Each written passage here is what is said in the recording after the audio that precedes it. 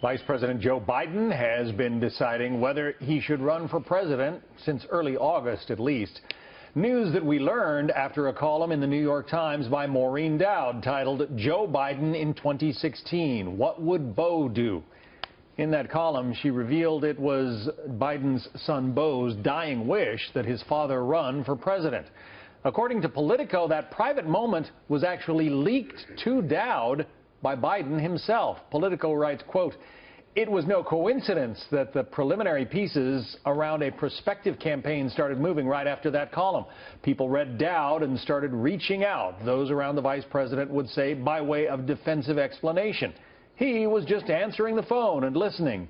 But in truth, Biden had effectively placed an ad in the New York Times asking them to call.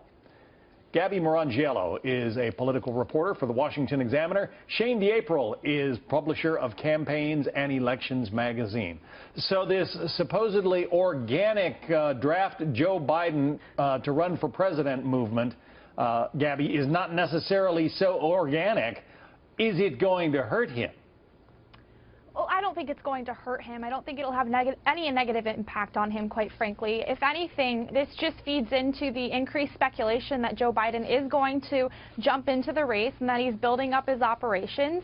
I mean, so far this summer, we've seen him meet with the darling of the left, Elizabeth Warren. He's been courting ex-Hillary Clinton donors. The Draft Biden coalition is out there hiring staff and building up operations in several key primary states. So if he was the one to disclose this information to the reporter who broke this story about his son's dying wish, then if anything, that just does give him a platform to continue to build on ahead of his announcement. For those who may have missed that original August 1st piece from Maureen Dowd, I want to read another sampling of it.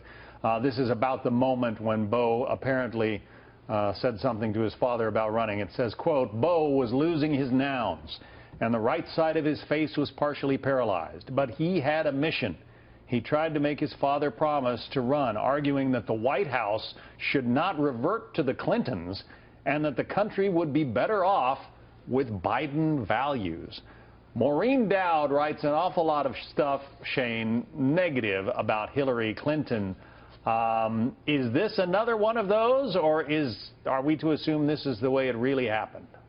Well, listen, I mean, if indeed the vice president, if this Politico report is true, and if indeed the vice president was the source of this, I think we could infer that, yes, it reveals a bit about what the vice president would display on the campaign trail. Certainly, he would attempt to be the establishment alternative to Hillary Clinton. I think that's very clear if he indeed jumped into the race. But I think the question for him really is one of timing. Modern presidential campaigns can't just be turned on with a light switch. Yeah, the Draft Biden movement, as Gabby said, has been doing some work and screening potential staffers for the campaign.